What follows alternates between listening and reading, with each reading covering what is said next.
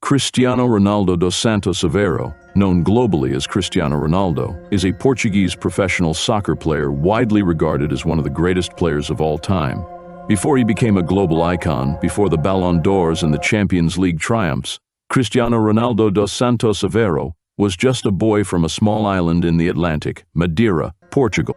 Born on February 5, 1985, in Funchal, young Cristiano grew up in a modest home with his parents, Maria Dolores and José Diniz Aveiro, and his 3 siblings. Life wasn't easy. His father worked as a kit man at a local football club, while his mother took on cleaning jobs to support the family.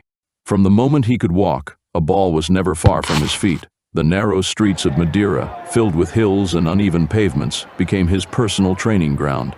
With a worn-out ball and makeshift goals, he would spend hours dribbling, shooting, and perfecting his skills, refusing to stop even when the sun had long set. His older brother Hugo and his 2 sisters Elma and Katia would often watch him play, sometimes laughing at his intense passion for the game. He wasn't just playing, he was living and breathing football. He would play for hours on the streets, using anything he could find as a ball. He would kick everything in sight, bottles, socks, even oranges, if he couldn't find a proper ball. Despite their struggles, there was one thing that set Cristiano apart: his relentless passion for football. His mother recalled how he would often skip meals just to stay outside, perfecting his dribbling and shots. He only cared about football, she once said. When he did go home, it was only to watch football on television, studying his idols and imagining himself on the grandest stages of the sport. But even as his talent shone, young Cristiano faced an uphill battle. His family was not well off, and making it as a professional footballer felt like a distant dream. Yet for Ronaldo, giving up was never an option. By the time Cristiano Ronaldo was 7 years old, his footballing ability was already turning heads. He joined Andorinha, a small club in Madeira where his father worked as a kit man. Wearing jerseys too big for his small frame, he played with an intensity that set him apart from other children his age. Even then, his obsession with improvement was evident. He would train longer than anyone else, practicing his dribbling, shooting, and footwork for hours. At Andorinha, Cristiano's raw talent began to shine, and it wasn't long before he outgrew the level of competition around him. He moved to Nacional, one of the biggest clubs on the island, where he continued to dominate. Coaches were amazed by his speed, agility, and ability to score goals effortlessly. But even as he excelled at Nacional, Cristiano knew that staying in Madeira would limit his potential. His dreams were far bigger than the island he called home. At just 12 years old, Cristiano faced the biggest decision of his young life, leaving Madeira and his family behind to pursue a professional football career at Sporting CP's prestigious academy in Lisbon. It was an opportunity few would ever receive, but it came with a heavy price. His mother, Maria Dolores, was heartbroken at the thought of her youngest son living so far away. His father, though proud, struggled with the reality of not seeing his boy every day. Alone in a new city, far from the warmth of his family, Cristiano was homesick. He missed his mother's cooking, the familiar streets of Madeira, and the laughter of his childhood friends. The other kids at the academy mocked his Madeiran accent, making him feel like an outsider. Many young players would have crumbled under such pressure, but not Cristiano.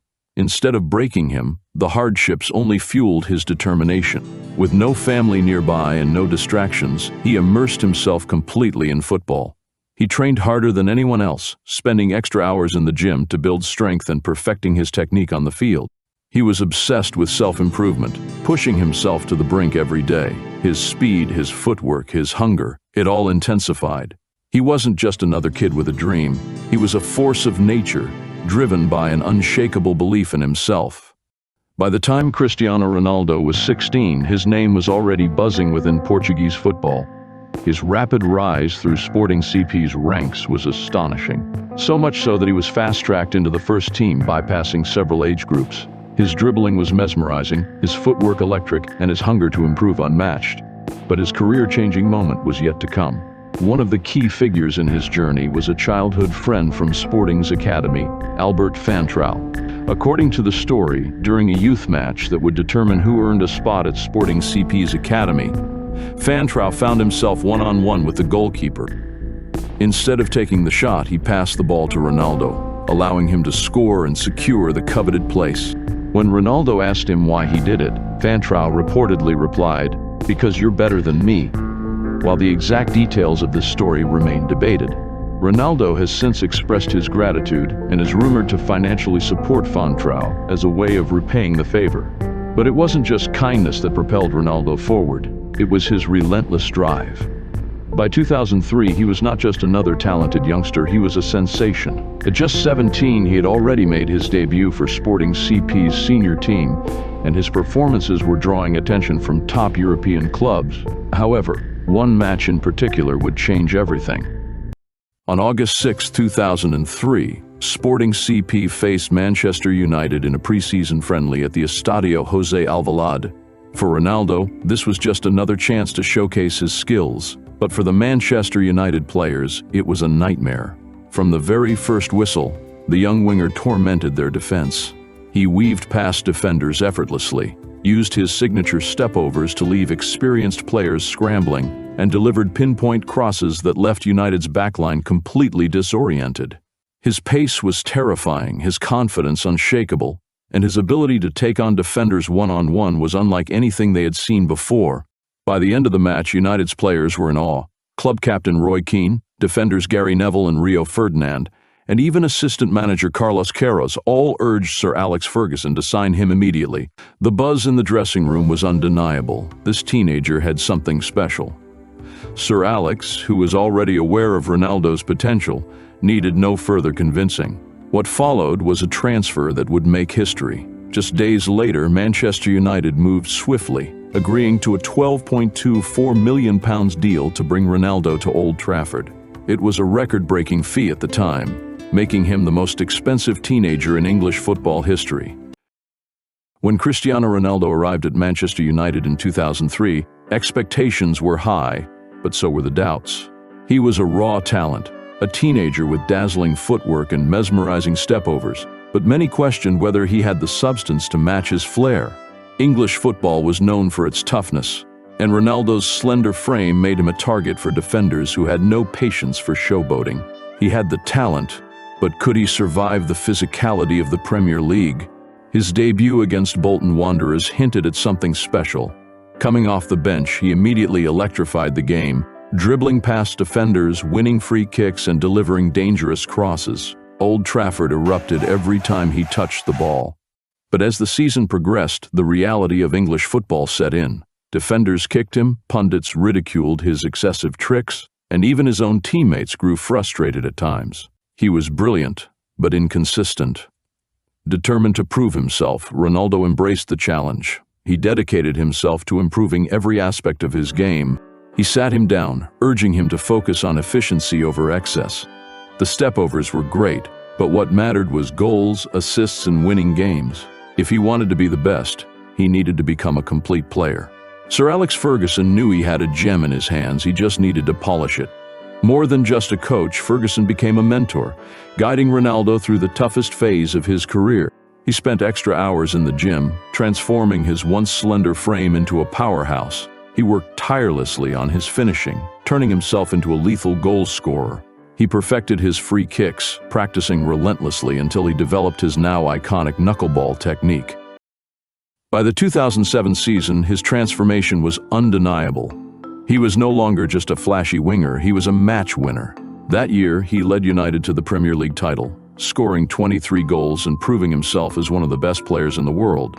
But it was the following season, 2008, that truly cemented his status as a superstar. Now wearing Manchester United's iconic number 7 jersey, Ronaldo produced one of the greatest individual seasons in football history. He scored an astonishing 42 goals, leading United to another Premier League title and their biggest prize of all, the UEFA Champions League. In the final against Chelsea, on a rainy night in Moscow, Ronaldo delivered again, rising above the defense to score a brilliant header. It seemed like the perfect fairy tale ending, but then came the penalty shootout. As Ronaldo stepped up for his kick, the pressure was immense. He hesitated in his run-up, trying to fool the goalkeeper, but his shot was saved. Devastated, he stood in the rain, covering his face with his hands, fearing that his miss had cost United the trophy. Tears streamed down his face as he watched Chelsea captain John Terry walk up to take what could have been the winning penalty. But fate had other plans.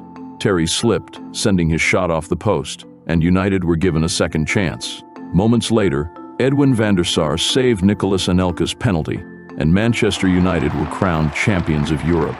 Ronaldo, still emotional from his earlier miss, collapsed onto the pitch in tears, this time tears of joy. He had helped United conquer Europe, and despite his penalty miss, he was the undisputed star of the season. His extraordinary performances earned him football's greatest individual honor, the Ballon d'Or. At just 23 years old, Cristiano Ronaldo had officially become the best player in the world. But for him, this was only the beginning. His hunger for greatness was far from satisfied.